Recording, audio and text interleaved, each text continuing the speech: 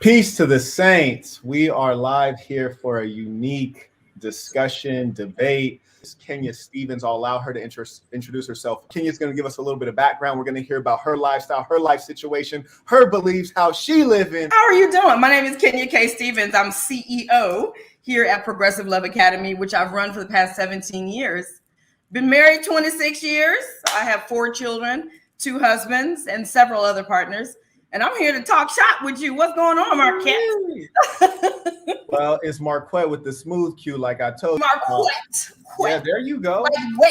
Like wet. Ooh, you didn't already started off and went straight in. You said you got 2 husbands, yes, bunch of kids. You live in Black Brady Bunch style. And I think the first question I have is, where did this all start? Because I'm going to go ahead and say this ain't normal. Well, I feel it's very normal. It's just not normal to tell the truth about it. So where this all, I mean, we remember going to church and you hear about everybody at church. They got a family across town. So-and-so father got another baby over across town. This is very normal. It's just, it doesn't have to hurt.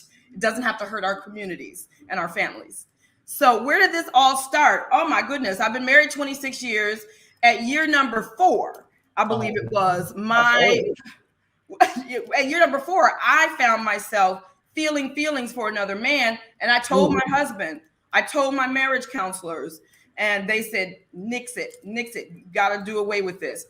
And so I did, but I would have dreams about the guy.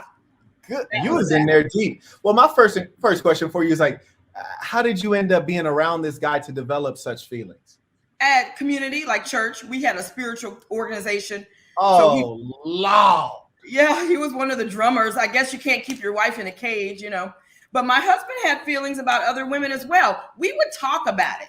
So it was like, oh, she's cute, or oh, he's handsome, or but yes. You're talking about dreams. Somebody penetrated your subconscious. Oh, yeah, it happens all the time. But let us not confuse the male and the female, which have different biology, different nature, and therefore will display different behavior, especially when they're living naturally. So you went ahead and said we're not monogamous as humans. No. Well, yeah, there's some truth to that. But some of the things you referenced when you said so-and-so got a whole family across town, Tyrone got a baby mama here, a baby mama there. Yeah, that's the men. You dig? So you're talking about now the women doing this, and that's when it becomes disgusting and problematic. Infections. I don't get. I didn't interrupt you. Yeah, sure. What happens with? Are you interrupting me, or are you gonna let me talk? Why does natural for me selection? To answer your question, you have to stop talking at some point. But yeast infections. So you're talking right now. I can't answer.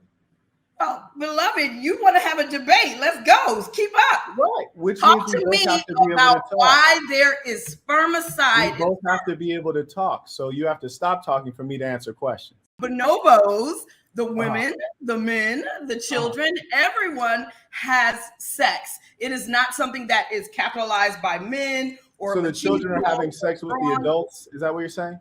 You have to study bonobos. Honestly, when you said you got 2 husbands and multiple partners on the side, I'm just imagining a bunch of guys lined up and running through you like a track meet. Right.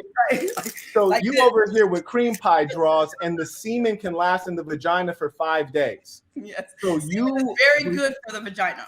You believe that it is clean to have multiple men's semen within your vagina within the same 5-day period? Yes, because I believe men are clean. Now, if you believe that men are unclean, then you believe that you are unclean. Is that what you're sharing? Oh, Lord. I believe that it is extremely nasty to have a semen cocktail swimming around in your vagina with multiple men. You think that men are dirty? You think semen is dirty?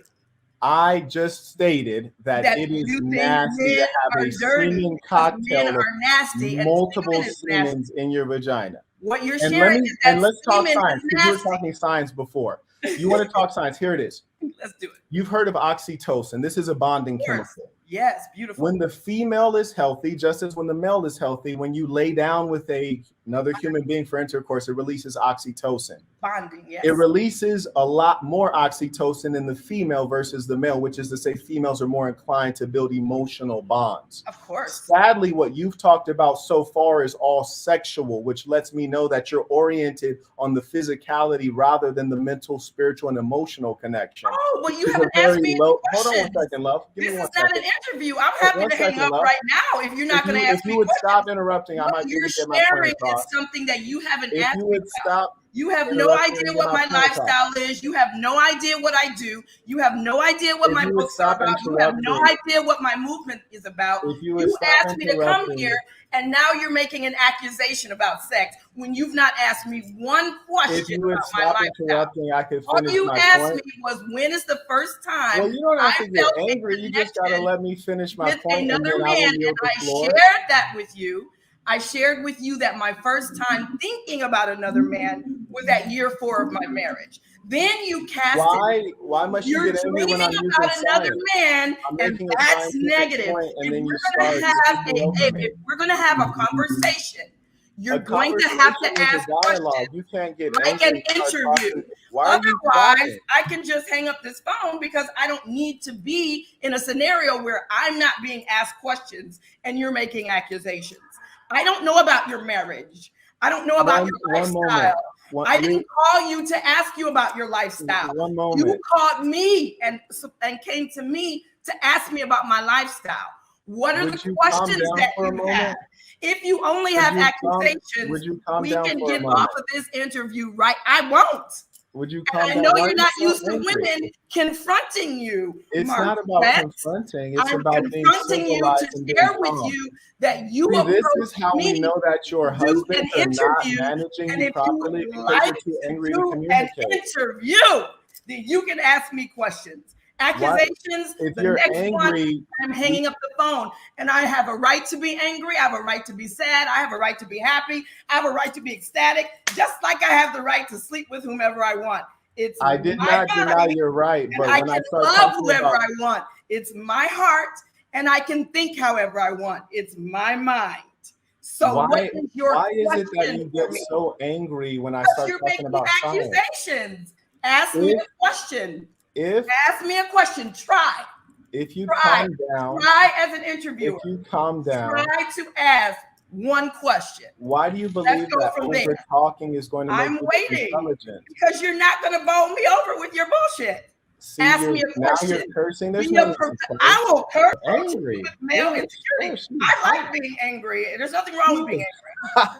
I love it. I love being angry. This is why I love being orgasmic, just as I love being free, just as I love being intelligent, just as I love being fabulous. So there's nothing wrong with any emotion.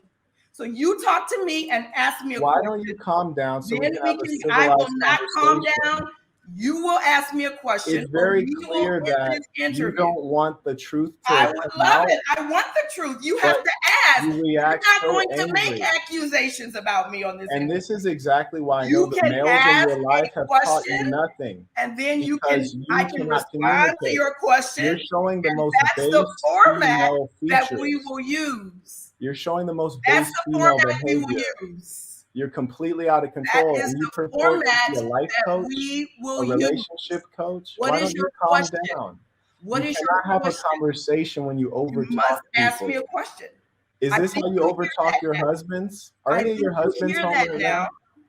Are any of your husbands home right now? I would love to talk to them. I think you're ready to ask a question, so let's try it. Any of your husbands home, I would love to talk to them because I cannot believe that you would speak over anyone in this kind of way and misrepresent yourself and misrepresent your family. The truth is you're lying. You said it was an interview. On the title of this video, it says debate. When Bridget emailed you, it said debate 5 times. DEBATE, debate.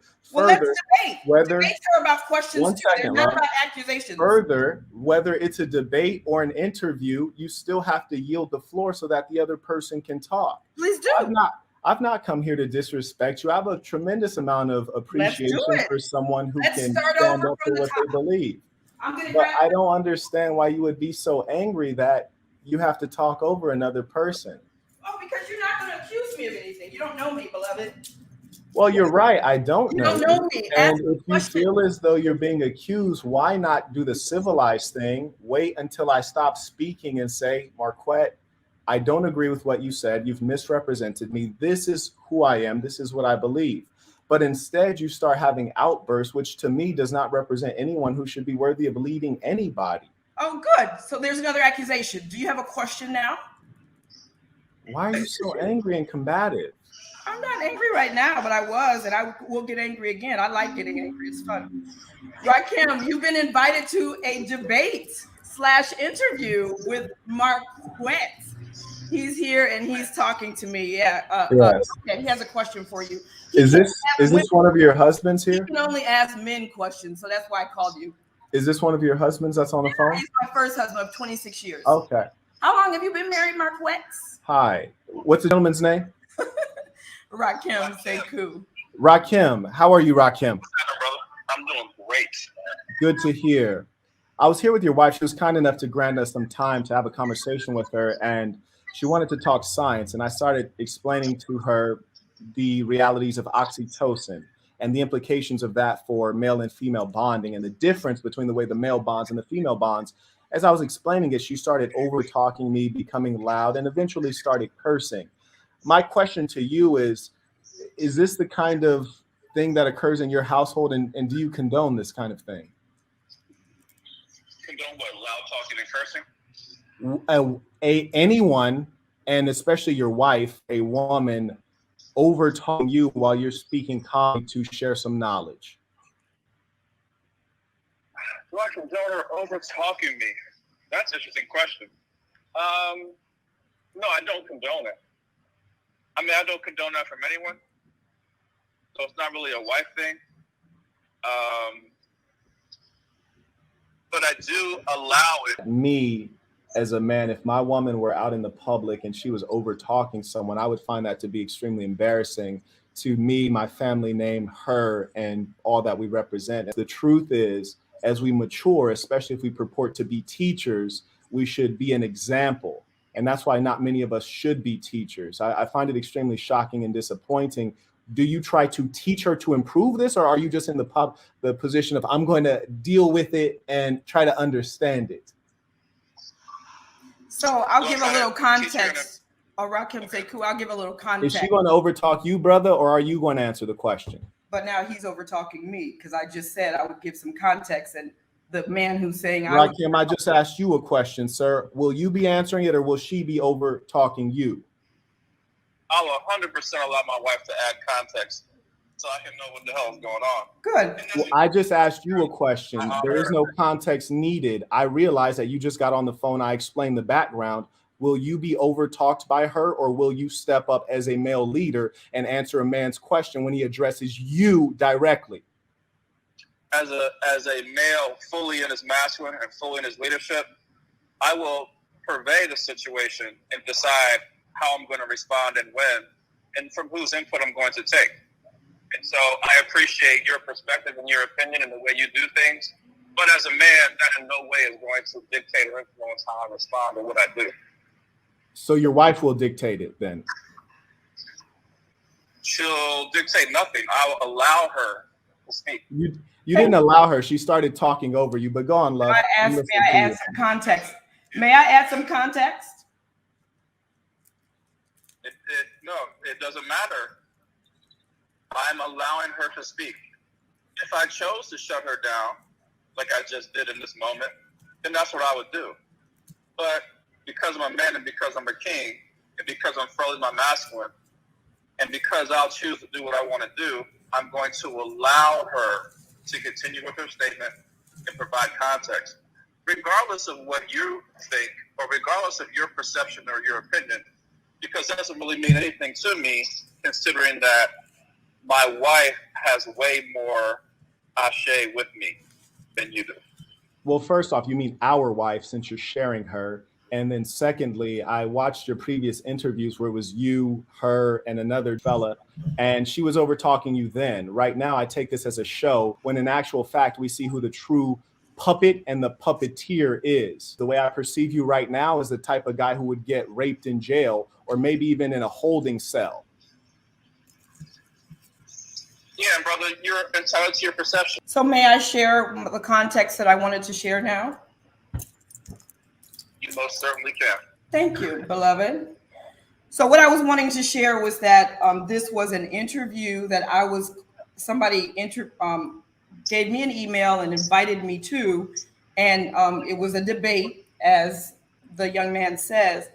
And what he's sharing during the debate was no questions or anything. He says, what was the first person that I met? How did this all begin? I shared that I really had a feeling outside of our marriage for another person. I said, that's very normal. I started to have dreams about this person. That's very normal. And he cast into, you're having dreams about somebody else. This is absolutely absurd. This is beyond ridiculous. And then we start to talk about sperm and spermicide. And he says, oh my gosh, but what about yeast infections? And why are you so sexually promiscuous? And when he says, I'm the rude one. So we're not going to play this game. And that's what I wanted to share with you. And that's why I called you in, because you are my protection, as well as my other husbands and partners, as well as your wives and your girlfriends. I could call all of them in here. Well, the sad reality is that if you line up 1,000 sheep, they're still all weaker than one lion. But the truth is that you were not ambushed. You were standing up against someone with superior logic. And in face of that logic, you started trying to overtalk. Something about the saint in the center. Are you on the radio? You on blog? What? I have no idea. I believe it's on YouTube or something like that. Oh, YouTube. Okay. Mm-hmm. All right. So where do we go from here? Do we have an actual conversation that is intelligent? I told you from before we even went live, I told you that you would be representing the pro, I would be representing the no. You thought that you were going to be able to dominate intellectually, and I imagine you're used to this being around your beta male husbands, and then you encounter someone who is in a stronger position, and now you have to yield, and you went to go get backup, but your backup is insufficient. I don't even know your position. You've never shared your position. We can have a civilized conversation, but it just consists of us taking turns speaking. We can both be heard and be respected. Because I went to Howard and I was in debate club. What it starts out with is people get to present their positions. Yes. You haven't presented your position. I've not presented mine. You simply asked, when did my open relationship start? You didn't even introduce me as a CEO and a wife and a mother. You just said, when your relationship start, you know you're wrong. That's not a position. That's not a debate. I yielded the floor to you so that you could introduce yourself. What is my position? I yielded the floor for you to introduce yourself. You may remember at the beginning, I said I would like to introduce you to Kenya Stevens, and then you said you're the CEO of Progressive Love Academy, and so on and so forth. So what is my position? Because if we're having a debate, that you know my position and I know yours, because I don't know yours. You said this is the first message that was sent to her? Yeah.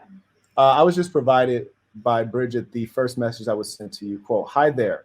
Would you be open to being interviewed on YouTube about your life? About your life. Okay. Yes. So the person ask me about my life.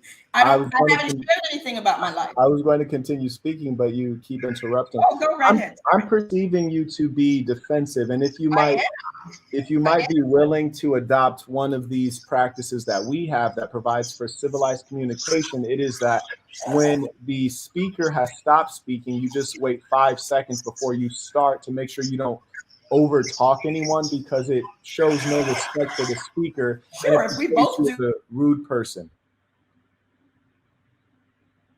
I think her internet might have just gone out. This has been really a meaningful conversation.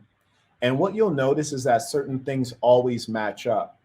Anytime you find a woman who is unruly, she'll always be paired with a male who is weak, because a man who's a stand-up leader will never tolerate that kind of behavior, and he will give her structure. And if she's not able to follow the structure and display respectability, cooperative nature, she's going to have to exit the structure, which is to say be kicked to the curb. The funny thing is that the guest had showed up talking about science, and I said, okay, fantastic. You want to talk about bonobos? Let's talk about bonobos. And we want to talk about biology. Let's talk about it. Have you heard of oxytocin? I was about to explain to her how there are different levels of oxytocin, which is a bonding chemical, which causes you to feel bonded to the person that you've laid down with for intercourse. And as I started to get into this scientific argument, she was not able to handle this and became angry and started to try to overtalk me and raise her voice and increase the rapidity of her speech, thinking that this would shake me or allow her to eventually triumph. Failing to triumph, she then calls in her reinforcement, which is one of the many men who's been in her draws. And then he tries to represent her, only to have himself be overtalked by her. And that was really what I was trying to find out. To be honest with you, if someone called my line and said, hey, I'm here with your wife, and your wife has been behaving in an unruly way, I'd be in disbelief. I'd have to verify that that was even the case. But if it was made to be clear and true that she did indeed disrespect someone, I would say, hey, love, look that man in his eye and apologize right now. Because that doesn't represent me. It shouldn't represent you. It damn sure doesn't represent our culture and our way. But instead, he starts backpedaling and acting as though it's a normal and acceptable and upright thing for you to not be able to control yourself when you're in communication. And here's what's worse. As a female, you should be one who spreads love, one who's a good listener, who's a nurturer, who's one who brings people together, not a destroyer. You heard the woman say many times, oh, I like to be angry. Who says that? Like, why would anyone like to be angry? That shows you that there's a clear psychological issue. And anytime you find people who are displaying weird behaviors, it's the result of trauma. When I say weird, I mean atypical, sexual deviance, or they call it alternative lifestyles. That's clearly an indication that something went wrong. And it's generally something occurring in childhood or in their upbringing. And that doesn't mean you're broken forever. You can heal from these things, but clearly she's not tried to heal. And what she's done instead of healing is that she's trauma bonded. She's trauma bonded with other broken individuals, weak males who will let her continue on in her illness rather than trying to present a solution. And when she encounters a normal, upright male, and this is what they do, mind you, you notice that there are certain lobbies, I won't name them, the Skittle folks, they never show up one-on-one. They always bring their whole clique. That's why they got all these letters, LGBTQ, A, B, C, D, E, F, G, H, I, J, K, L, M, N, O, P. They bring the whole letter gang to show up and descend upon you because they can't fight you one-on-one because they are weak, and they know they're weak and broken inside. And people who are weak and broken, because they know they're different than the normal, they try to get everyone to accept what they do and to behave as they behave. I gave her a chance to come on here and share her point of view. But when I started asking questions about it, and she said, let's talk science, I said, let's talk science. Then all of a sudden she got angry. Now, here's the thing. If someone tried to interrogate my way of living, I'd be happy to talk through it because it's based on reason. It's based on morality. People call themselves life coaches. How are you a life coach or a relationship coach when you can't even maintain a casual civil business relationship in a public forum where we're trying to have a conversation? You can't even maintain a conversation for 15 minutes without getting angry. That's childish and immature. Yet you would purport to teach other people how to have relationships. She doesn't even have a good relationship with herself. She doesn't get along with herself. Because if you can't manage the self, you can't manage relationships with others. She has no emotional control. And what's worse is that there's so much deceit. That's the era we're in. When we called her husband and we asked him about the situation, you know, she writes, am I not sure what's happening? Maybe the show's over. No, the show's not over. We want you back. And she just private messaged me. Your camera's frozen. Can you try to add it now? Progressive love. Your camera's frozen. I'm not kicking. I want everyone to know I'm not kicking her off the show. Her camera's frozen. Or there's no audio. I'm putting her on the screen right now. She's not saying anything. We can't hear her. So she's not being kicked off because me, I don't run. This is not in my DNA. So when we brought her husband on the show, he starts talking. I ask him a direct question, man to man. And instead of him as a man answering the question, the pretend man answers the question, which was her. And she even has interviews where she herself is saying she used to have a large penis. She used to want to be the male. And what I warn you all about is that in reality, A tiger doesn't change its stripes most of the time. You're an exceptional human being if you actually manage to evolve. Most people don't. And in her case, undoubtedly, she is not. And she'd be wise to come get a little bit of this ism. She might know how to learn how to live happy and healthy. Whoever you are in the 4th grade is pretty much who you are. Your inclinations, your nature. There is a rare minority of humankind that is oriented on improvement, because self-improvement takes change in thinking, change in behaviors, change in discipline over time, revolutions in how you psychologically view yourself, how you view the world. That's a lot. Most people don't manage it. And that's why so much of the work we're doing is around basic mental health, because you have people like her who frankly are broken, and they don't want help. They've given up on themselves. Anthony writes, give them that ism, Quack. Oh, absolutely. She needs it. I got her right here. I just clicked add in. Maybe you can click a link again. Progressive Love Academy is on the screen. Can you? We can't hear you. We can't see you. So maybe you want to click out and pop back in. But we've not had any technical issues. Everyone can see your screen on. You're not muted. So we'd love to hear from you. I really would love to hear, because I think that we could potentially make a breakthrough right now. This is like, it's a real opportunity to make a breakthrough in this woman's mind. And if these gentlemen can learn something about being real, don't pretend to be the leader, men, actually be the leader. If a man addresses you, there's no way you let your woman stand in front and address a man. Now let's continue our conversation. Do you believe that as males and females are different, that it is the practice of a psychologically healthy female to have as many sexual partners as a male? Yes, what I believe about male and female is that in Western culture, we've been taught that the female is sexually coy, when actually the female has a higher sex desire than any masculine.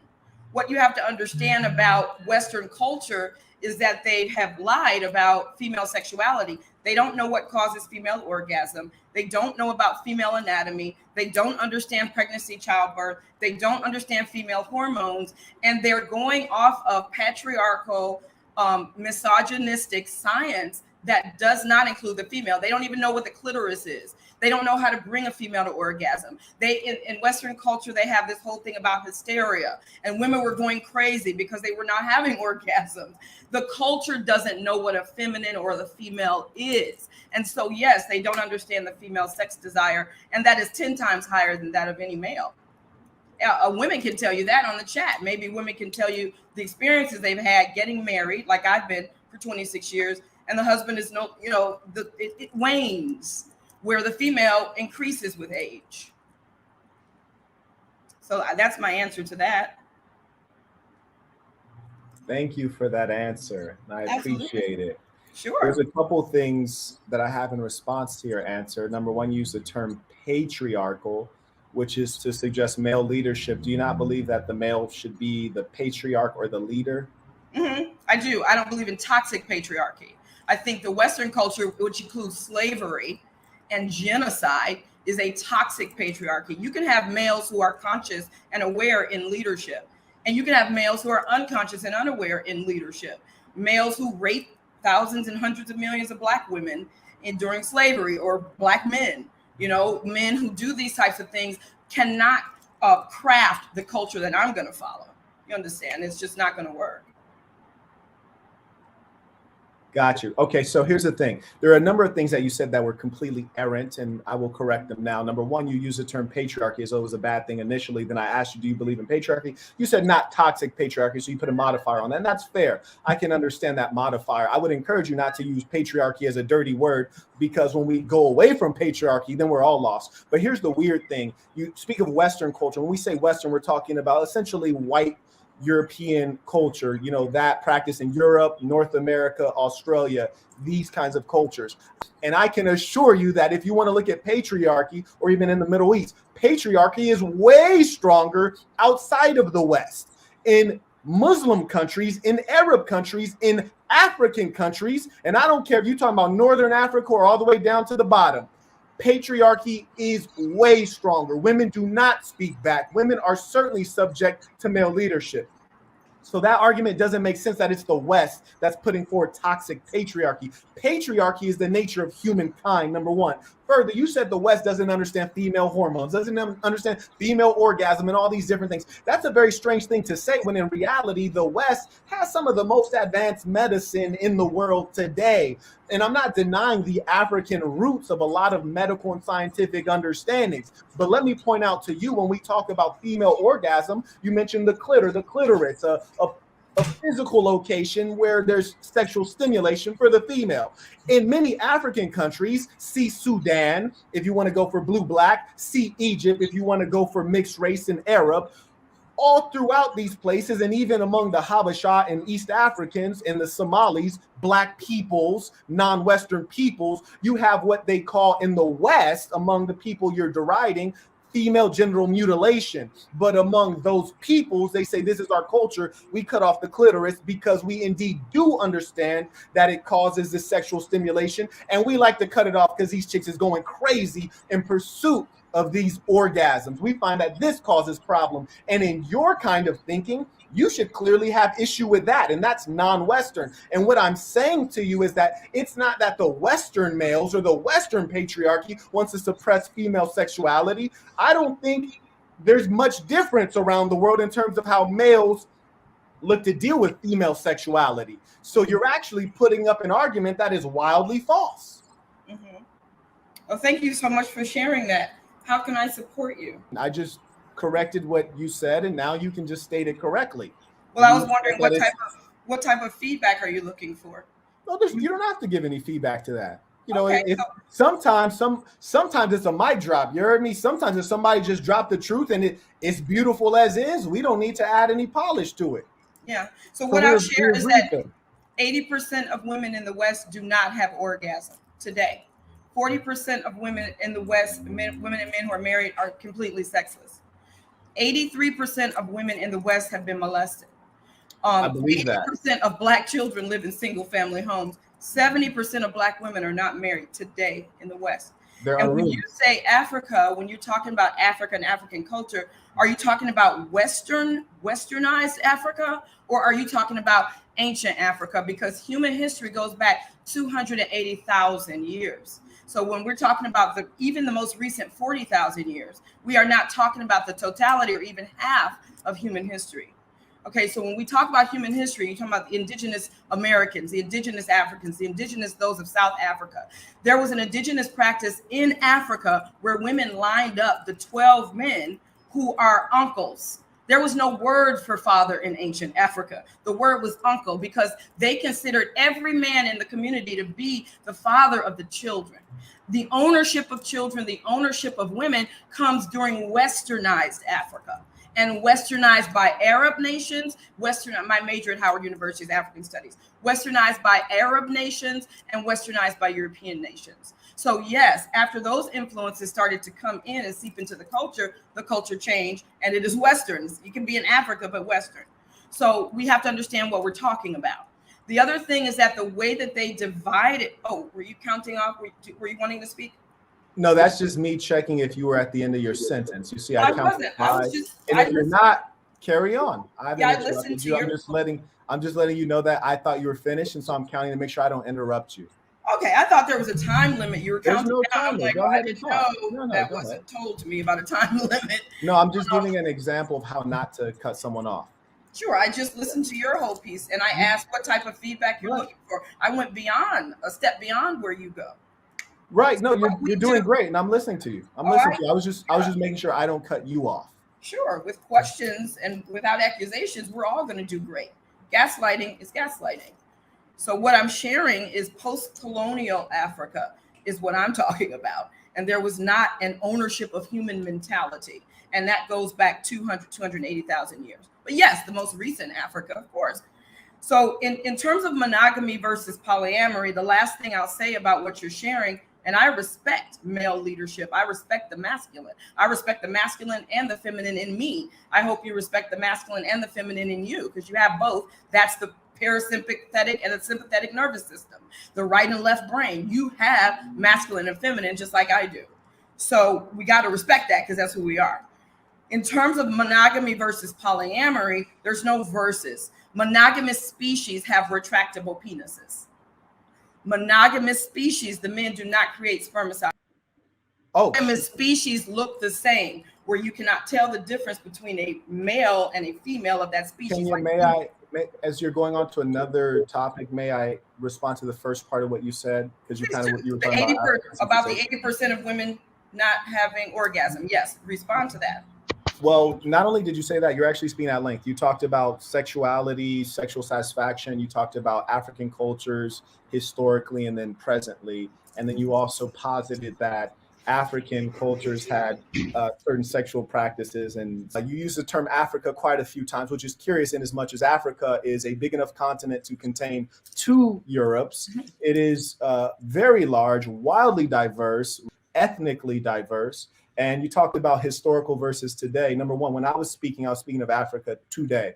But let me be clear in that even historically, Africa is extremely patriarchal. And what you're describing is a very rare occurrence. And I promise you that. And just as you speak of your studies in African studies at Howard, I went to University of California, Berkeley. I studied under Professor Ariola, who's actually one of the foremost scholars in African history. I'm actually very much aware of a lot of the major scholars in African history, where we're talking about a Sheikh Anta Diop, we're talking about a Dr. Ivan van Sertima, we're talking about an Edward Bernal. I can go on and on, Dr. Henrik Clark. All of this stuff I'm familiar with, but let me tell you this. When you're talking about Africa, you're not talking about specific cultures, specific tribes. You've not really gotten into any of that. So you're speaking of them in a monolithic way. You're not talking about certain people who move through the Bantu migrations or any of that. What I want to be clear on is we don't need to talk about the whole history of Africa. We don't have time for that. And that's peripheral to our core discussion. And when you mentioned that, Arabs or Christians or whites had come into the African continent and changed culture, at some level they did. There's no doubt about that. But let us be straightforward and know that a lot of African culture is intact today. Let us not think that they went in and wiped out all of African culture. That would just be ludicrous. But here's my point. We can play games about African history and all of this stuff, but let us be truthful. You are speaking of a very rare occurrence. Matriarchy was not prevalent in Africa. Okay, what type of feedback are you looking for on that one? This is a good strategy you're starting to use. I find it quite entertaining.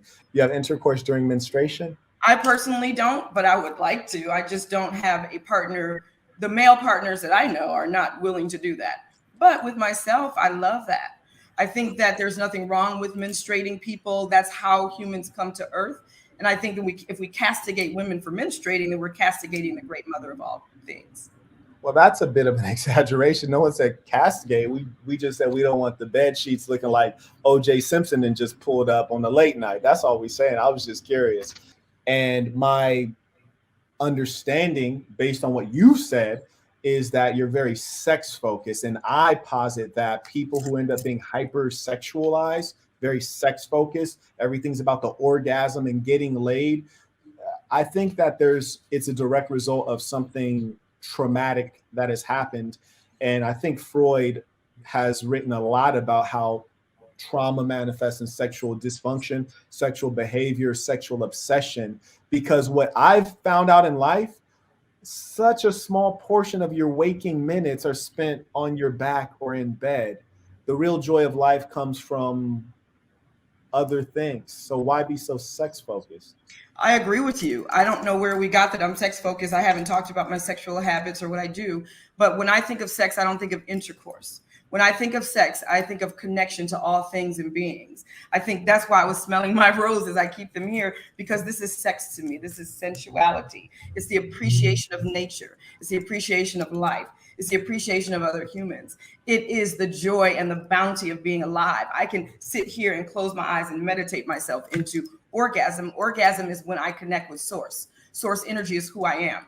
I am creator of energy. So I can always bring up that joy. I am joy. I am anger. I am ecstasy. I am bliss. I am sadness. I am all those things. And so sex to me is the understanding of your connection with all things and beings. So thank you for sharing that. Are there any limits to what you guys do? Because the way I'm looking at it from the outside, being frank, it just seems as though we got one queen bee We got an infinite number of beta males. They're attached to some other loose women, and everything goes. Where are there any limits to what you guys do? Yes, we haven't spoken about what we do because you've not asked. So I just asked you, are there any limits to what you guys will and won't do? Yeah, so my first husband and I have been married for 26 years. We have 3 children. They're all in college. So what we do is we build family and raise children. At year 12, he found himself attracted to another woman. I had already found myself attracted to another man. We never, quote unquote, cheated on each other. And so we decided to have an adult conversation about creating a new paradigm. And so that's what we did. He is free. I am free. Plus, we have our committed partnership. I have another husband who I've been with for 9 years. And so he and my first husband work empire together. One of my husbands is an investor. The other works here at my business writing books with me. They all have other partners. I can have other partners. There's complete freedom in our empire. And I don't feel like a queen bee, although I feel like a queen bee in my own life. But I don't rule over anyone because I don't need to.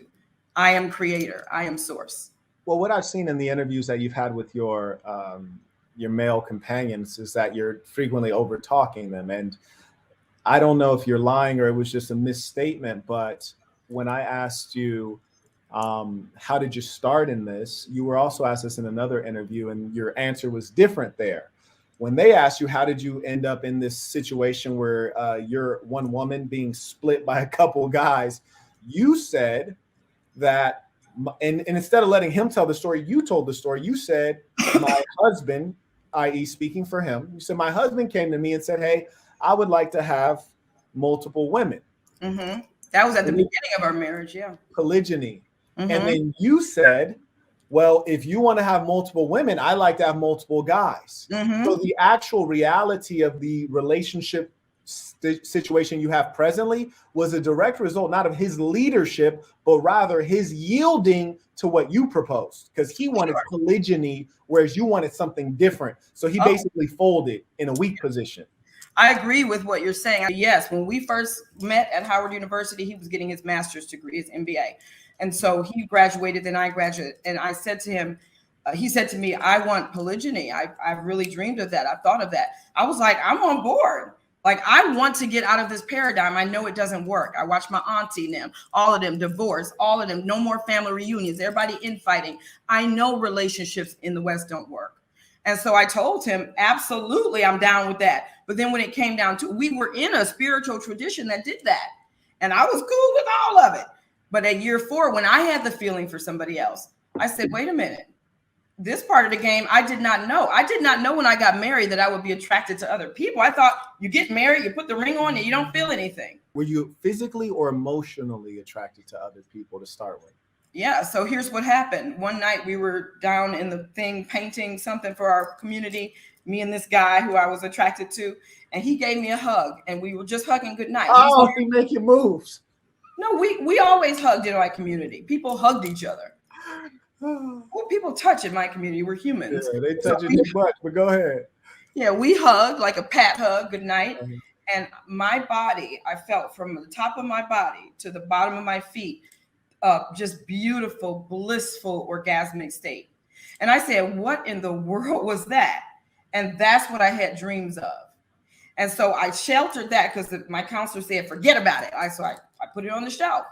Then at year 12, my husband had the same experience with a woman at work. We don't think of having a sex partner swinging. That's not fun to me. I'm going to have sex with somebody I don't know. I'm going to have sex with somebody who doesn't know me, I would never, that's not my idea of fun. I don't knock it, but it's not my idea of fun. So he wants to marry her.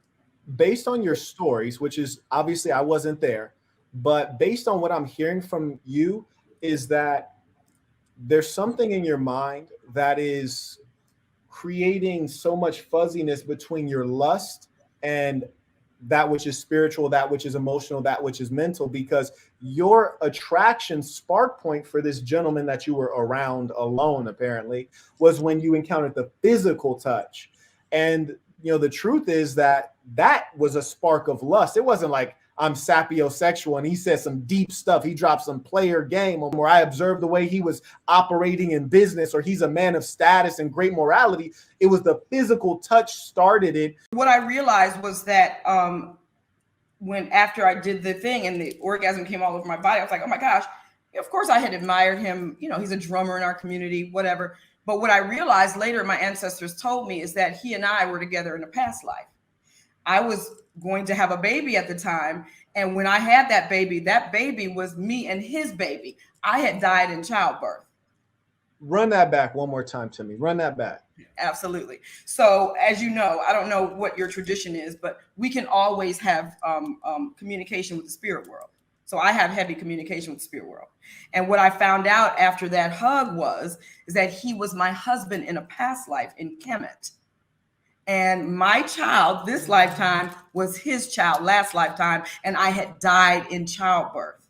So when I saw him again, and when we touched, I hadn't seen him, I seen him, but when we touched, the spark of that lifetime came back alive in my body. And so it was nothing to pursue this lifetime, but that's what it was. So your child that you had by your first husband was really the child of the new guy that you had hugged. Yeah, I never got with him. The guy that I hugged at year 4 in my marriage, that was the father of my son this lifetime. Does that make sense? You believe in these types of spiritual occurrences? Hell nah. Hell nah. But I'm trying to understand real quick. Long story short, your first husband sired a child. The guy that you met in year 4, you're saying on a spiritual level, it was really his kid. It was also his child. Okay. That spirit was our child. When you went to your first husband, like, hey, bro, I know you shot the club up, got me pregnant, and I produced what you thought was your child. It's really this other guy's child on a spiritual level. And he was like, okay. No, it's beloved. So we respect the spiritual. So when somebody comes to us with a spiritual knowing about something, we don't think of it as disturbing or bad or wrong. We just hear the spiritual knowing that they're having. Because if you'd have came to me like that, I'd be like, I know, you say, what? Call Maury. Right. And I'm going to need a refund on everything I done paid for. May I ask you I'm doing it ain't mine dance. I'm like, call Maury immediately. Okay. May I ask you a question? Sure. What is your spiritual tradition, and does it connect into the spirit world at all, or is it just about the physical? Because you said my sexual thing is just about the physical, and you see that it's far beyond that. What is your tradition? I stated that based on what I had heard from you, there was focus on the physical. I can't say what is, I can just say what I'm hearing from you. So that was my understanding based on what I heard. So go ahead. Oh, go ahead. I'm sorry. Go ahead. I was, at the time when I met that guy, I was recovering from cancer. So I had cancer when I was 23. I met that guy when I was 25. But I was recovering from cancer, and that first son that I had, the doctor said that would be my last, because I had to start chemotherapy. My hair fell out. I went into this whole thing. But again, because I'm tapped into the spirit world, the ancestors told me why I was dying. They said, you're dying because you want to be a man. You're too masculine. You're not vulnerable. You're not asking for support. You get angry instead of vulnerable. And so at that time, I had to heal that stuff in order to survive. I was given 4 months to live. So my first book is about that journey. That's a long 4 months. They didn't know a damn thing. No. And they said I would have no more children too. They said, we got to take your uterus out. I said, no, you don't. Because no doctor is going to touch my body and open my body and take my uterus out. So we'll give some folks some time to send in their super chats, PayPals, or Cash App questions. I'm getting money for the PayPal, Cash App questions. If not, you answer the questions. Dang, you know what? That's the bottom line here now. Come on now. That's actually, you know, that for a spiritual person, that's called reciprocity, baby boy. For a spiritual person, I'm very surprised at you, because of all the people we've had come on. We've actually never heard anyone say that. But I would be more than happy if someone sends in a super chat or a PayPal to forward the money along to you. But I will say, I doubt your spirituality, in as much as, you know, around here we say, be yourself, be good to yourself, and be good to good people. So to give you a little context, I've been on a lot of people's platforms. I've they've offered me like, hey, you want to split this? I never take it because it's just, one, it's not necessary. I don't need it. And number two, I'm doing them a favor because it's okay to do good things for other people, especially if you're a spiritual person. Sure. So I would say that for someone who positions themselves to help people, like I find that to be very disappointing to hear out of your mouth because I'm so sorry. How can I support you? No, it's not about supporting me. It's about supporting yourself spiritually, because when you write books and you say you teach communication, but then you melt down while you're on here and you start yelling and saying you're angry, you don't know communication.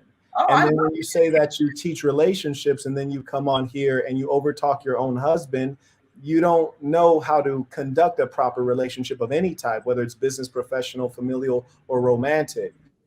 And when you position yourself as a spiritual person and you're talking about all this spiritual stuff, you know, really that's a cover and a cloak. And I hope that people are not fooled by that, because there have always been people who prefer to be in contact with the cosmos.